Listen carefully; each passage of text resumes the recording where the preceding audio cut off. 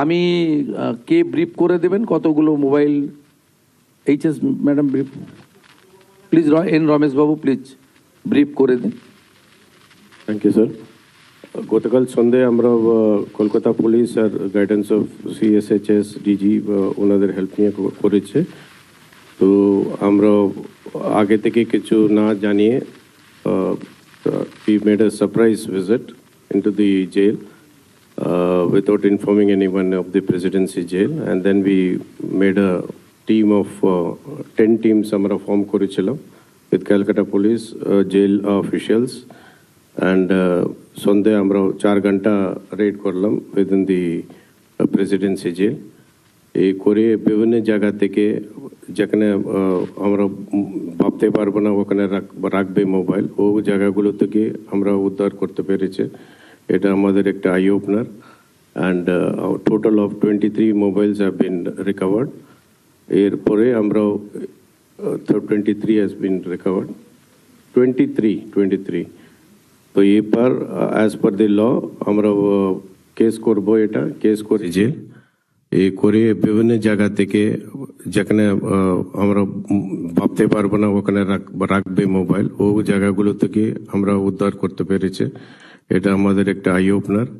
And total of 23 mobiles have been recovered.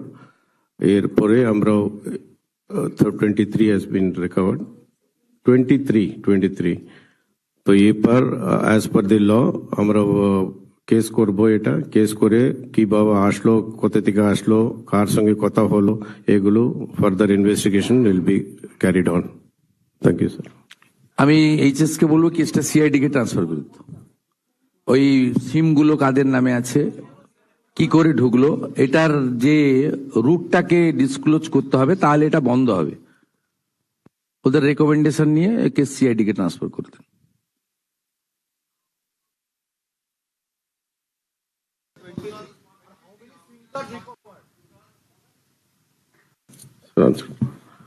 যা fact পেয়েছেন caesar লিস্টে তাই বলে দেন। সব সিম ছিল তো, ইনক্লুডিং লিস্ট আপনাকে দিয়ে দেবো, ওখানে আছে। We will give it to you separately. ওটা আমাদের গভর্নমেন্টের পলিসি, ওরা ইমপ্লিমেন্ট করবে। ওটা উনি বলবেন না। উনি যা সিজার করেছেন অপারেশনাল ফ্যাক্টটা আপনাদের জানিয়েছেন, number of mobile phone with seems, বাকি ইন ডিটেলস হবে। আর আমাদের গভর্নমেন্ট থেকে দুটো আলাদা মেজার আমরা নিলাম। একটা হচ্ছে দুজনকে সাসপেন্ড করলাম, ডিপার্টমেন্টাল সাসপেন্ড।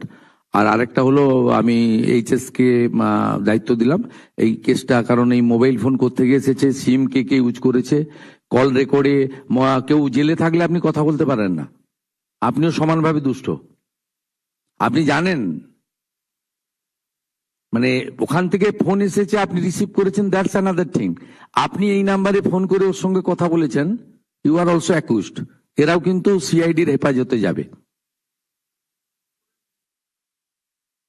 সেটার জন্যই আমাদের সিআইডি কে, বেঙ্গল পুলিশ এবং সিআইডি ইজ কম্পিটেন্ট। এতদিন কাজ করতে দেওয়া হয়নি, করেনি, এরাই করবেন, কাউকে লাগবে না।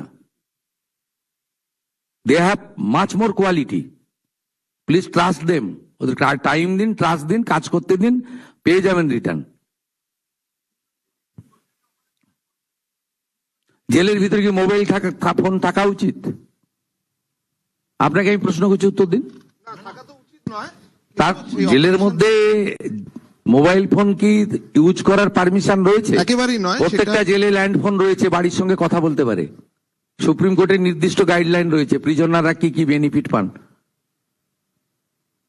ওই জন্য প্রিজন বলা হয় না, কারেকশনাল হোম বলা হয়, সংশোধনাগার। সুপ্রিম কোর্টের যে গাইডলাইন আছে ফুললি 100% ইমপ্লিমেন্ট হবে, হচ্ছে। আপনাকে আমি প্রশ্ন করতে চাই, সেখানে মোবাইল ফোন কি ইউজ করা যায়?